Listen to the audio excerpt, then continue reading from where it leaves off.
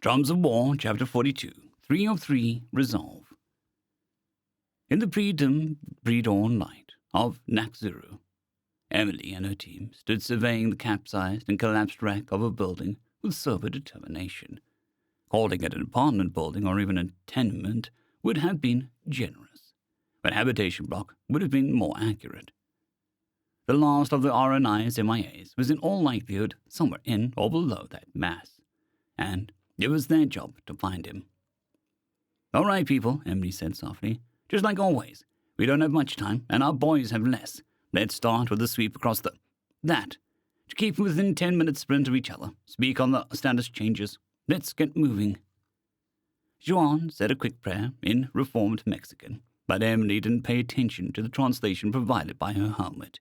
It seemed private. Then she sprang forward and began the odd lope familiar to power armor operators intended to cover ground quickly, but carefully. Her team spread out behind her in this widening line.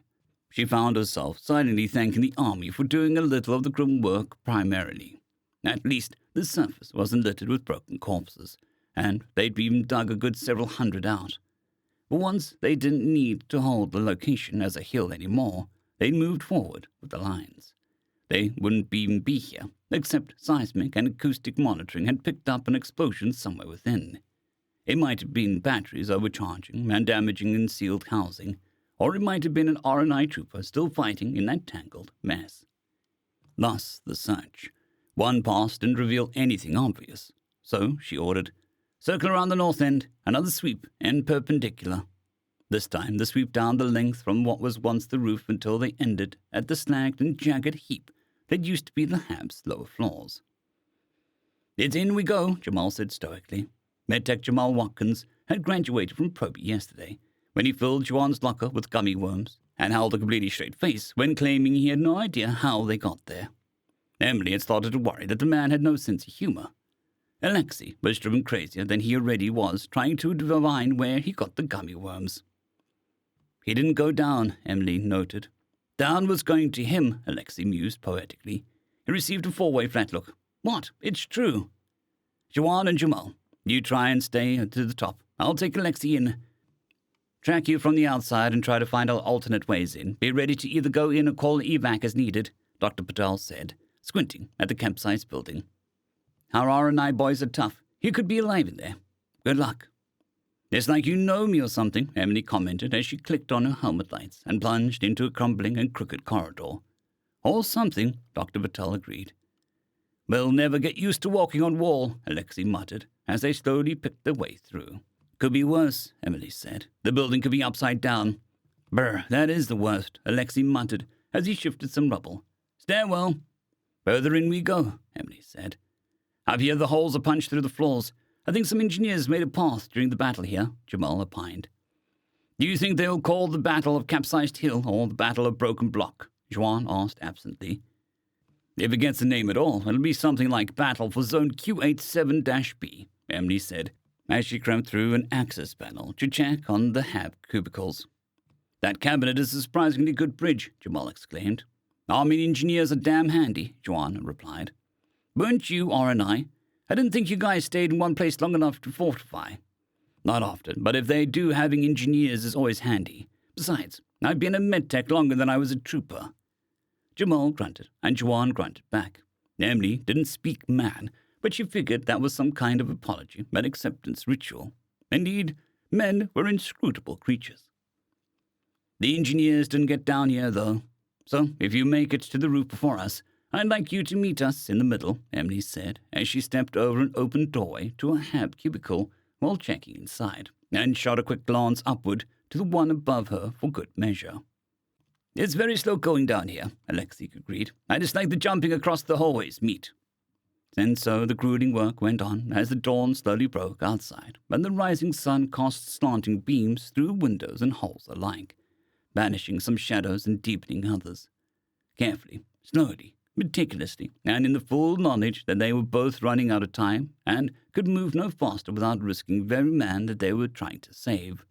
Yet they found nothing but poor Exarch, who had perished when their building had toppled, or in the hours afterwards for lack of medical treatment, or worse, in the days hence for lack of water. Emily tried not to think about the fact that so many people were simply beyond help of the Republic, and had been put there by her own leadership. She did not succeed at this.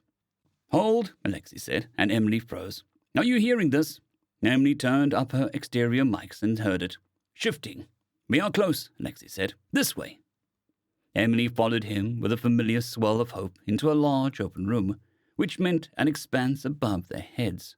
Luckily, they were near a wall, and the drop was short, and their next destination was clear. A hole in the ceiling where small fragments of concrete and other detritus were still shifting from the disturbance. On the other side of the hole, they found themselves in the twisted remains of a kitchen that still had some fires flickering, where oil or food or filters or other flammable material had been flash-heated some time yesterday. On top of what might have been some kind of oven, or maybe a very large warming cabinet, there kneeled Sergeant Sato Suzuki in his completely motionless power armor, his unmoving hands. Emily carefully clambered over the kitchen equipment to connect her data cable to his armor. She found his power pack and was completely drained. "He was shifting this rubble," Alexei muttered as he squinted critically at the pile before them. Emily thought she heard something, so just to be sure, she got out her tools and manually separated the sergeant's faceplate.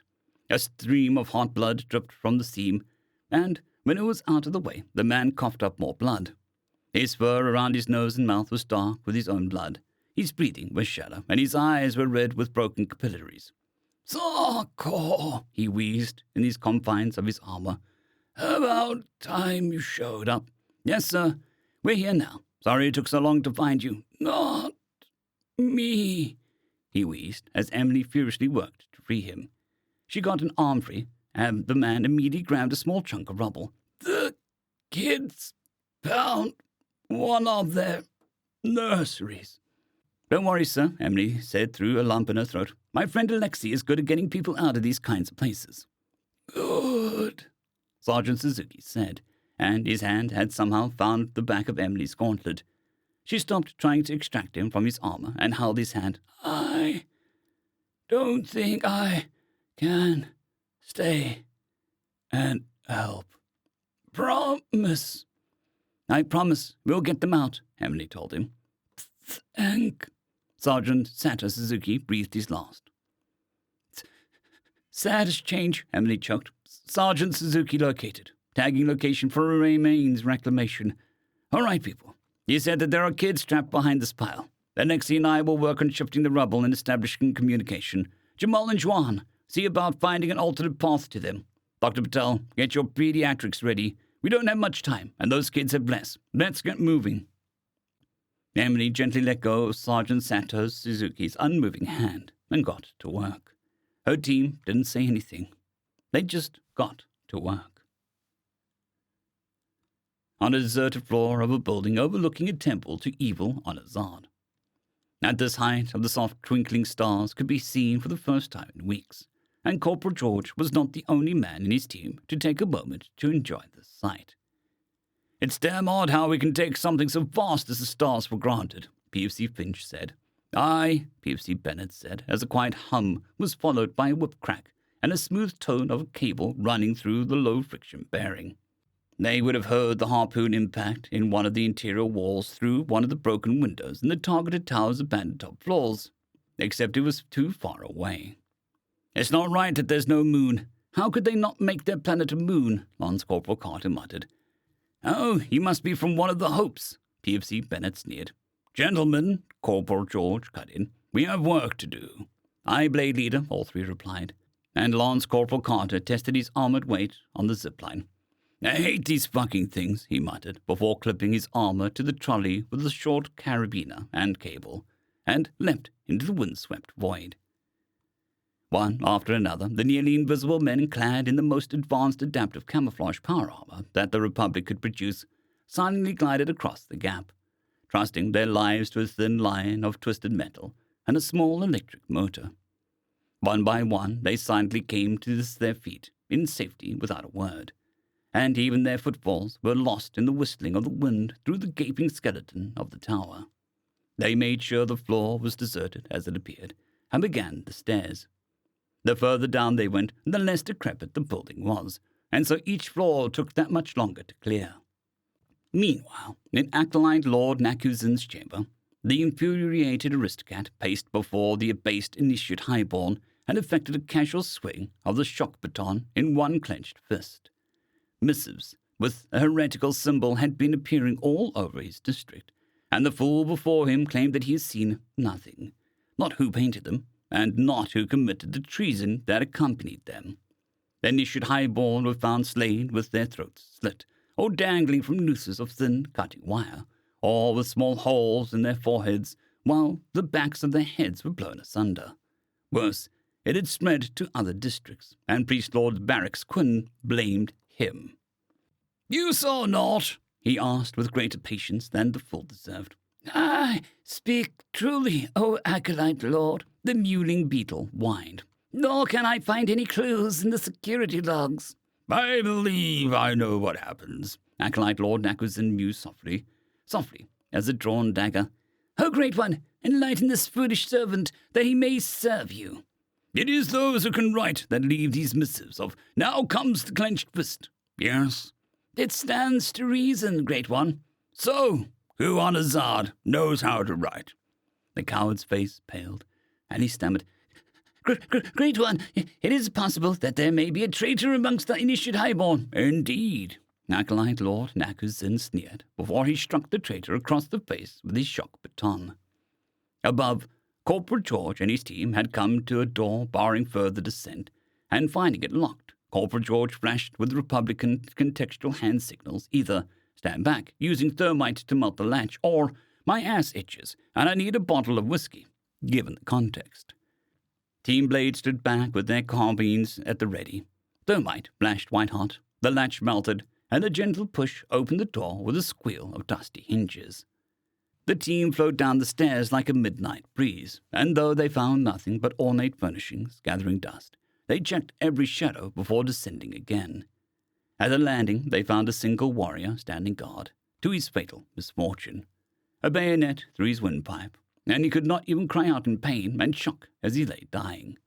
Nothing about how Corporal George stepped over him betrayed the pang of sorrow inside. Below, the initiate highborn regained his posture of abasement and begged, "Wait, Great One, for there is another possibility." "What other possibility? That the weak God of mercy Christ is sending punishments here, where Exur made the stars tremble at his steps, is strong, and the blood of this Christ servant slicks his throat." None would dare notice Acolyte Lord Nakuzin's open, wide-eyed terror as he raved against what he called impossible. But it was there nonetheless. "No, Great One, I speak of shadow warriors of the vengeful goddess Republic." This calmed Acolyte Lord Nakuzin, so he only struck the fool once before asking, "Have you any proof?" Above, barely audible clicks preceded the whistling of magnetically accelerated iron sailing through the air and into their targets. Meaty slaps, followed by gasps of shock, followed by more of the same, followed by the muffled thumping of men tumbling to the ground in lifeless heaps, quickly dwindling to complete silence once again. And the midnight breeze of death blew down another flight of stairs. On the other side of the door, Acolyte Lord Nakuzin was listening to a fool stammer. "Since none of we lowly initiate highborn can fathom what great ones such as the Great One before me in their wisdom withheld, we know not what the phrases 'now comes the clenched fist' means. Furthermore, who would think to make the heretical cross of the god of weakness into a sword? The crown of thorns seems aimed at the Great One before me, yet these wings baffle all, and the serfs whisper heresy about Nanars, the god of mercy." Acolyte Lord Nakuzin was considering whether he should allow the fool to live or feed his soul to Exur. May the stars tremble at his steps. When death itself came into the room like a storm, every warrior dropped like a sack of sand, their blood splattering his fine tapestries and wall hangings. Yet the terrors did not cease, for seemingly out of nowhere, 4 dark figures, black as the void between the stars, stepped out of the nightmares and into his chamber. 3 kept their weapons trained on him and his servants, and 1 lowered his weapon to free a hand and point accusingly at Acolyte Lord Nakuzin. Liquid fear ran down the inside of his legs beneath his robes. A voice of nightmare came from the apparition. "You slapped away the open hand, so now comes the closed fist." Corporal George took immense pleasure in punching the murderous son of a bitch in the stupid red nose. He'd been working on a perfect one-liner for days too. "The rest of you," he said to the clearly horrified slaves, "all you have to do to stay not dead is be quiet and pretend you saw nothing, that you were never even here tonight. The logs will show your master ordered you to leave him, fearing assassins." One trip down a flight of stairs later, with an unconscious aristocrat/priest being dragged by the ankle none too gently, and Team Blade was in another altar room. Corporal George thought that he could almost smell the metallic tang in the air despite his armor's filters. The sight of the blood-soaked altar was stomach-churning enough without imagining smells. The desecrated body of Aidan Purefoy on the inverted cross made the scene positively boiling. Even so, he controlled his rage and used some zip ties to hog-tie the aristocrat for safekeeping, before snapping out orders. "Blade 2 perimeter, Blade 1, get that cutter assembled. Blade 3, help me get Mr. Purefoy down from there." His subordinates did as ordered with a quiet efficiency, and while Corporal George gently lifted the martyr's body by his shoulders. Somehow, PFC Finch muttered as he eased the spikes out of Mr. Purefoy's desiccated hands and the corresponding sockets in the metal cross before doing the same for the spikes through his ankles. "I don't think they were going for a comparison to St. Peter." "The message was received as intended," Corporal George said as he gently carried Mr. Purefoy to an out-of-the-way spot where he could lay him in repose. He used his gauntleted fingers to close the martyr's eyes, which had been embalmed in such a way that they looked almost alive. "We can give them one they'll receive as intended. How's that cutter going?" "Ready. Just need somebody to hold the other side if you care about a straight cut." 3, got it." There was a crackling buzz, a purplish-white light, and then the sparks started to fly, and the smoke of burned blood filled the air. While those two busied themselves with bisecting that symbol of horror, Corporal George utilized his power armor strength to lift the cross out of the socket that had been cut into the floor and righting it. When it settled, he asked, "How's the cutting going?" "Nearly done," Lance Corporal Carter murmured. "Blade Leader," came PFC Bennett over the comms, "found another stairwell leading down and a sealed elevator shaft." "Check it out. Let us know if it's a good alternate exit," Corporal George ordered. "Done." "Holy shit," shouted Lance Corporal Carter. "What the fuck kind of computer has fucking blood as an input?" PFC Finch asked nobody in particular. "No idea," Corporal George answered. "Make sure you get some stills, and I'll run the info up the chain. We might want one of those intact. Late 1, start making the sword and wings. 3, help me place the halves." They placed the bisected altar pieces about 8 feet from one another on end. Then Corporal George retrieved Aidan Purefoy and laid him at the foot of the cross between the pieces of the altar, and pulled the nails fixing the twisted metal crown and thorns to his head so that he could gently remove it and place it at his feet with the spikes, like the weapons of a defeated foe of a victorious dead. "Good," he said, with a glance at Lance Corporal Carter and PFC Finch's work in welding the scraps left over from reshaping the cross into a sword together to suggest wings to either side of it. Then he went to check on the aristocrat, who was still unconscious. "It's looking like a yes," PFC Bennett said, "but you might have trouble getting to your tunnels. Seems like it goes deeper than the normal ones." "Good work, Blade 2, Corporal George said. "Can you sprint upstairs and make sure nobody looks up to see a cable hanging across the temple plaza?" "I can. Do it. Aye, Blade Leader." While he was speaking, Corporal George was snapping the zip ties superfluously restraining Nakus in, and arranging him so that he'd wake up prostrate before the martyr beneath the warrior's cross, and a victorious martyr in repose in its shadow, with its symbol of power shattered. Meanwhile, Lance Corporal Carter and PFC Finch unfurled and hung a banner that read, "This is your last chance, Lords of Azad. Repent of your wicked ways, or the Lord of Hosts shall send a Republican host to visit justice upon you." "Ominous," Corporal George commented at the phrasing. "It's their mode of speaking," PFC Finch said somewhat defensively. "It is. Switch on active camo and get the screens outside online." "Aye, Blade Leader," he replied, not sounding all that mollified. The 3 remaining troopers became shimmering blurs to all outside observers, and blue outlines in their own HUDs. This lord might try to hide what happened here tonight, but his superiors would have questions about the dead warriors. and the slaves outside would have questions about the center of the gods of Lord's power shattered before the cross and a dead man. Hell, a couple hundred of them might be staring awestruck at the scene at the very moment, thanks to the screens. Deep below, Gideon waited. Gideon. The name felt strange between his teeth, but not in a displeasing way. The Great One had given him a name despite his lowly birth, and thought it a trifling thing, yet he also chose the name with care. Such wisdom boggled the mind. To confront a trifle, realize that to the one it is done for is a far greater matter, and then do the thing with care anyway.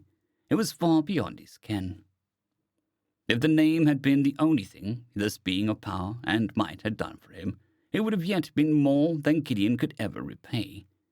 It was the least of his gifts. Admittedly, Gideon had shamed himself upon receiving one of these gifts by panicking, yet he had been too weak to harm the Great One, Peter George. The Great One insisted that Gideon use the name directly. Peter George had used his vast knowledge to begin the healing process for his broken leg. That beginning had hurt a lot more than when the cargo lifter had backed into him and crushed it against the wall. Then he summoned another of his order who knew the secrets of healing to instruct both Peter, George, and Gideon.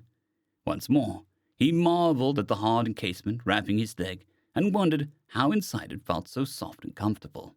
He had been certain that this Great One was wrapping his leg that it would become itchy, yet his leg was comfortable, if throbbing with ache.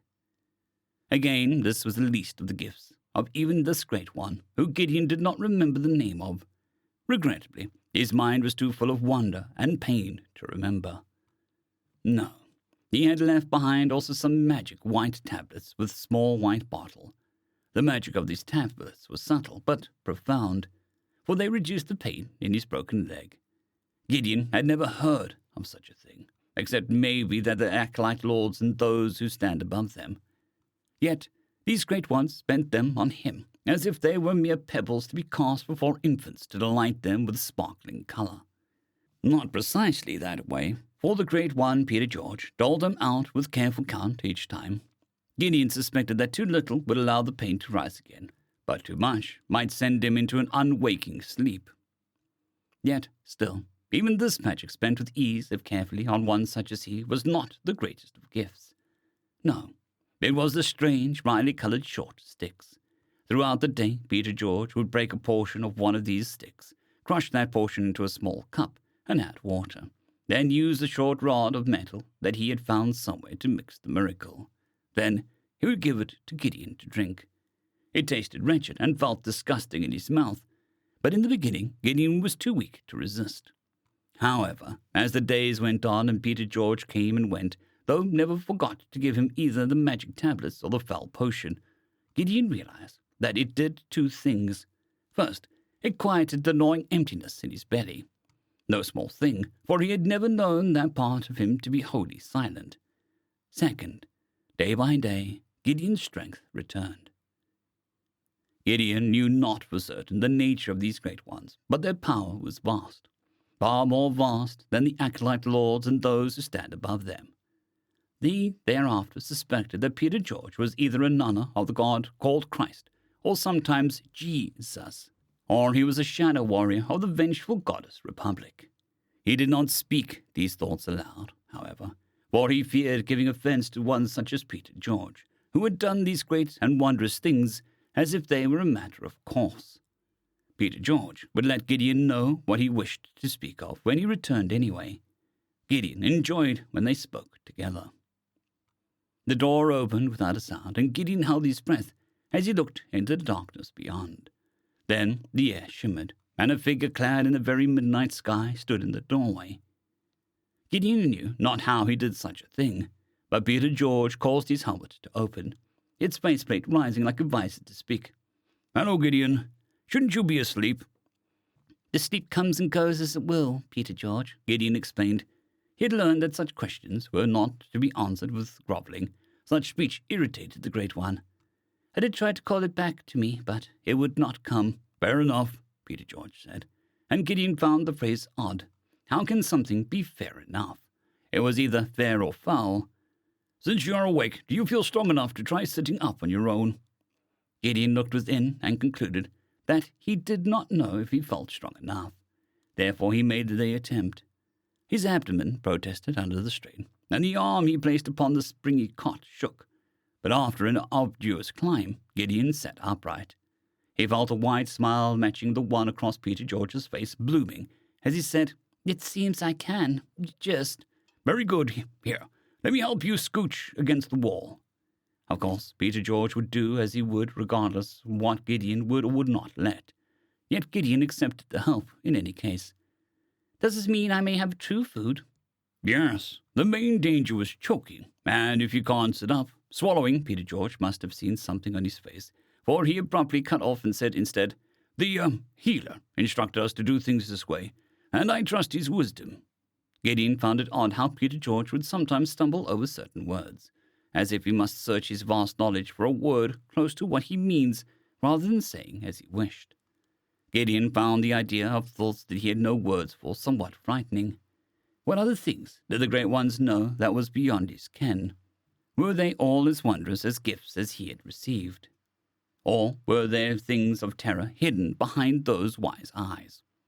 "I give thanks." "You have questions," Peter George stated, as he retreated across the room, where there were some cabinets and what looked like a small cooktop. Amazing that such a thing had been beneath their feet this whole time.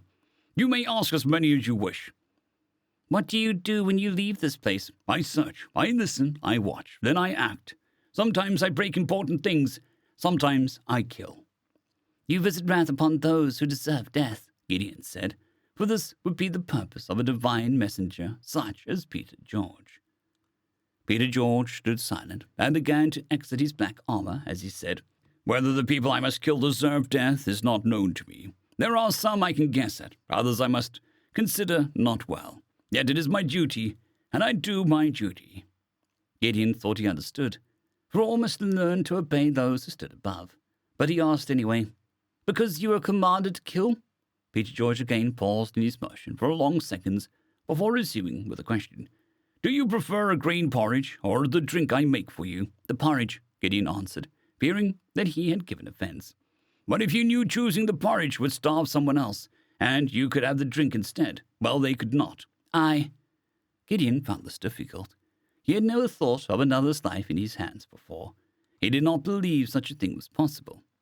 However, Peter George clearly believed that he was capable of understanding and answering the question, so he considered with care before declaring, I would choose the drink."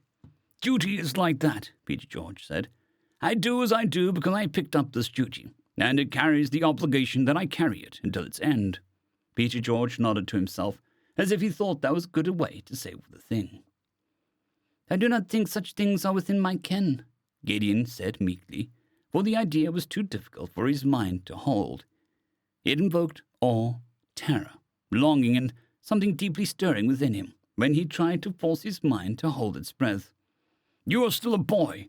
Maybe when you are a man you will understand," Peter George said and began to cook porridge. Corporal George felt good. Rather, he felt better. Talking with Gideon and helping him was like that. However, the kid had some tough questions, not made easy by the fact that the Exarch language just did not have the words for certain concepts. He knew he wasn't particularly quick-minded, but the kid didn't know that. He owed him the best answers he could think up, and he thought he found the words that fit closely enough. Plus, Gideon was finally strong enough to sit up, which meant that he could eat real food. Crayons were great for not getting dead, but in every other respect they left much to be desired. Corporal George sometimes thought that the Navy nerds made them gross on purpose. Wholesome child asking hard questions aside, the op had been a success, more than he had intended. What had been a simple opportune psychological warfare strike had netted them a treasure trove of data. It turned out that the temple had a direct shaft leading to the massive server banks that had lain dormant for thousands of years. Dormant, forgotten, untouched, and intact. The ancient maps portrayed a bustling global metropolis, where now there was mere function of logistical hub and distribution of arms and supplies, with excess left to decay around the tiny portion that found use. They'd have set up a secure link from the server banks to the Nathan Hale, to even begin to sift through the data for something useful, for they had found that over 100 of these banks were scattered beneath the crust across the planet. The fact alone made Azad an excellent target for invasion. Aboard the warp-speed battle wagon, "Open fire!" Captain Lena Chen howled as the warp-speed battle wagon translated into real space. Just like the times before, the warp-speed battle wagon was the tip of the spear, the very front of the vanguard of the Roman forces, though she and her crew were independent and irregulars.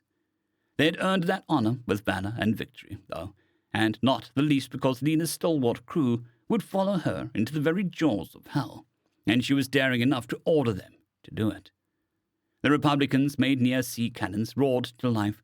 Well, not really, not outside of the warp-speed battle wagon anyway, since space was a vacuum. Lena and her bridge crew liked to pretend that they roared anyway, since that would make the battle more cinematic. One of the little ships that the Axe-Shat Dolphins, or whatever they were called, thought were battleships, took the full salvo amidship and broke in half in a very satisfying way. Or at least, it satisfied crewman Lee Vey, since he shouted, "We cut the fuckers in half!" "Get us another target," Captain Lena Chen commanded with a feral grin. "Full speed ahead! Hell yeah!" The bridge rang out gleefully. "The Romans are coming in," Ensign Alexei Ivanov informed everybody. "They say nice shot. Targets, take your pick," Lee brightly called to the weapons officer. Said weapons officer, Petty Officer Maria Santos, gleefully cackled. "My pleasure." "How is it down there?" Captain Lena Chen said over the intercom into the engine room. "Fine," Chief Mei Ling said over the same intercom. "She's all warmed up and limber for you, Captain." "Jamie," Captain Lena Chen said with that same wolfish grin, "make this old rust bucket dance." "Hell yeah, Captain!" And so he did. They could not see how she did, but they knew that what their helmsman could do with a converted cargo hauler was a thing of beauty and terror. She twisted and rolled, accelerated and turned in ways that should have torn her asunder, should have pushed the inertial gravity fields beyond their limits and pasted the crew inside. Yet, instead, she danced through the enemy, only occasionally deigning to deflect plasma bolts from the enemy ship with her sparkling battle screens. What Maria Santos could do with her near-sea cannons amidst that dance was another thing entirely. Before the war, she'd absolutely loved it when she got to use the outdated railguns on idiot pirates when they tried to take cargo from the warp-speed battle wagon. Near-sea cannons were in a completely separate category of weapon to those, and the music of death at her fingertips almost frightened her more than it enticed her. Almost. While the warp-speed battle wagon performed maneuvers that most pilots would wet their pants at just seeing, she put slugs on targets in the millisecond windows of the computers finding solutions and the ships dancing and validating said solutions. They dove directly into a formation of 4 enemy ships, spinning and spitting death as they went, and stitched lines of hull punctures from stem to stern before emerging from the formation to roll over it again to pepper the apex ship broadside again until it shattered to pieces and its crew of murderous shithails learned that there was plenty of room in space, but no breathing room. "Why aren't they falling back and tightening formation?" Captain Lena Chen's trusty and steadfast first officer, Marcus, asked with eyes narrowed in suspicion. "Because they're idiots," Maria Santos suggested, as she used the belly guns to shatter one of the enemy escort vessels in an almost casual way. "They're not stupid," Marcus said with even deeper suspicion. "Just outgunned. Normally they act like they know they're outgunned and try to use their numbers." Maria Santos and Alexei Ivanov both scoffed at that, but Captain Lena Chen kept Marcus around for more than his pretty face and hot body. She pulled one of the screens on its mounting arm into a better position for viewing and squinted suspiciously at what it told her. "Lee, scan MSD for incoming translations." "What? Why? Just do incoming translations," Lee howled, his eyes bulging from his skull. "They're the size of Republican cruisers coming in behind us."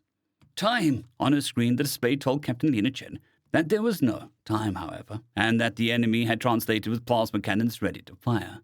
The creeping of incoming fire in its tight web around them left them no options for where to go. She ordered anyway. Evasive action. Rather than appearing to push the warp-speed battle wagon to her limits, Jamie actually pushed her to the limits as she attempted to thread a thick cable through the eye of a needle. The bulkhead squealed in protest. The engineering crew started saying things about she's giving all she's got, and the bridge crew was slammed against their seats and crash-webbing alternately. However, it was not enough, and the warp-speed battle wagon's battle screams became a glistening show of light in the void as they soaked more and more punishment, until at last they died and a plasma bolt slammed into her hull, held together with duct tape, bubblegum, and hope. Either the duct tape or the bubblegum must have given out, because the crew was never short on hope.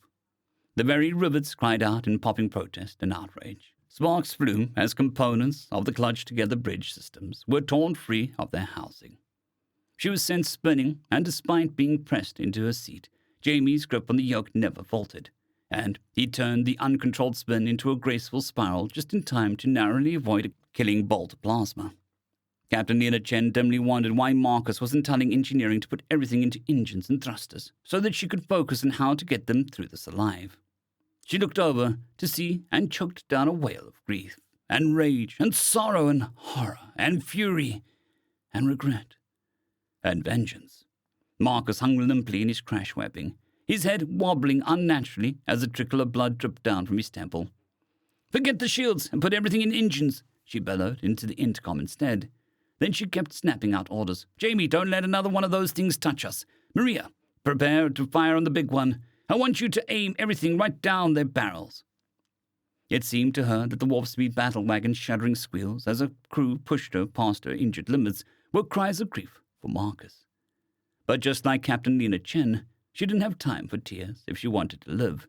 So she did the impossible just as Jamie asked of her, and Maria Santos stared at her flickering and cracked screen with grim certainty. Then she fired. The warp-speed battle wagon twisted away. "Direct hit," Lee said soberly. "It's blowing up. Here comes the Romans." "Get to the back lines with Jupiter's might. Someone get Marcus to medical."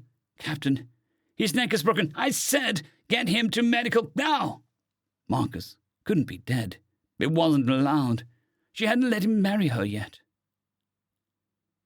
End of chapter.